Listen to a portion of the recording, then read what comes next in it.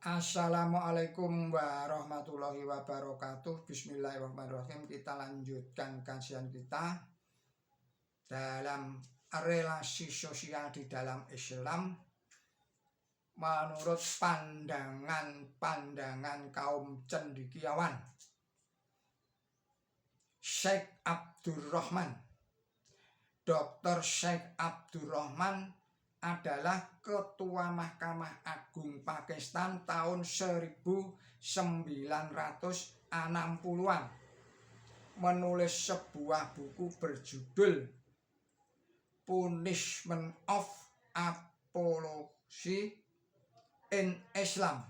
Saya ulangi lagi, Punishment of Apostasy in Islam, atau hukum bagi kaum murtad di dalam Islam, yang baru-baru ini dicetak ulang.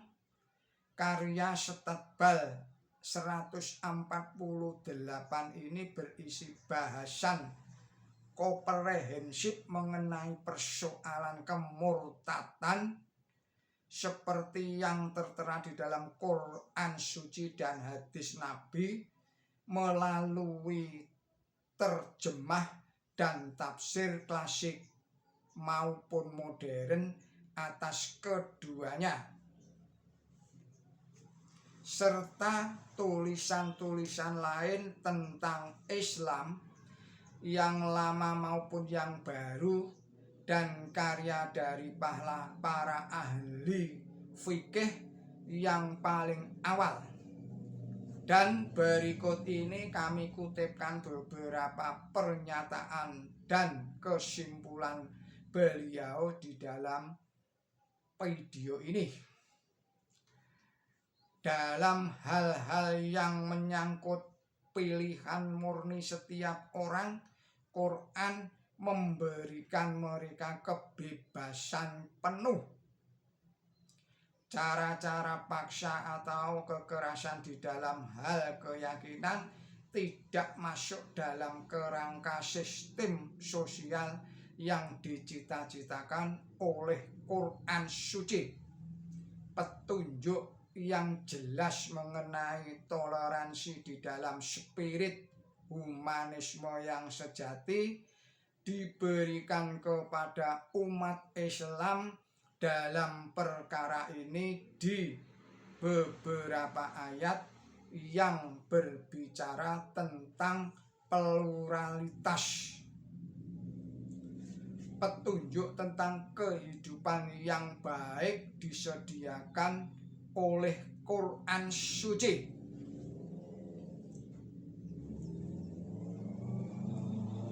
Tapi tidak dengan cara menindas martabat. Saya ulang lagi, tapi tidak dengan cara menindas martabat manusia, cita-cita tentang akhirat, di mana buah dari perbuatan di kehidupan sekarang ini akan dipanen, ditampilkan ke hadapan setiap orang yang berpikir, sehingga peliharalah. Saya ulangi lagi, sehingga pilihannya disarankan kepada mereka sendiri. Saya ulangi lagi, sehingga pilihannya diserahkan kepada mereka sendiri. Tidak ada pahala yang bisa diraih melalui perbuatan yang didorong atas paksaan. Islam harus benar-benar diterima dengan sukarela oleh orang yang merdeka. Suatu prinsip yang menonjol secara mencolok dalam dispensasi sosial politik. Kitab suci diwahyukan dalam kalimat agung. Tidak ada paksaan di dalam agama. Prinsip ini didukung oleh ayat-ayat lainnya di dalam Quran suci yang secara nyata menoleransi meskipun tidak menyetujui berbagai perkara yang menyimpang dari jalan yang lurus. Manusia bebas memilih saya ulangi lagi, manusia bebas memilih antara kebenaran dan kepalsuan. Seorang nabi hanya berfungsi menyampaikan risalah, memberikan contoh melalui kehidupannya, dan menyerahkan sisanya kepada Tuhan. Dia bukan mandor yang berfungsi mengawasi dan memaksa seseorang mengambil keyakinan tertentu. Kemerdekaan nurani adalah nilai kehidupan baik itu sendiri dan harus menjadi prinsip dalam mempelajari peristiwa dan kejadian yang diriwayatkan di dalam hadis Nabi, praktek di masa Khalifahur Rasyidin atau pendapat para pakar hukum yang tidak boleh menyimpang dari spirit esensial firman Tuhan itu. Kajian kami atas ayat-ayat Quran suci yang relevan membuktikan bahwa hukuman untuk orang murtad ditunda hingga akhirat, sebagaimana diberlakukan kepada kaum kafir.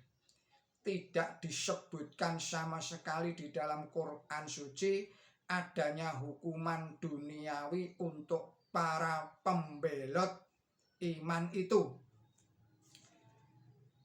Setiap orang sudah seharusnya bebas mengekspresikan dan menyiarkan pilihan agamanya selama berada dalam batas-batas hukum dan moralitas, dan bebas untuk menikmati hak-haknya sebagai warga negara yang damai bersama dengan warga negara lainnya.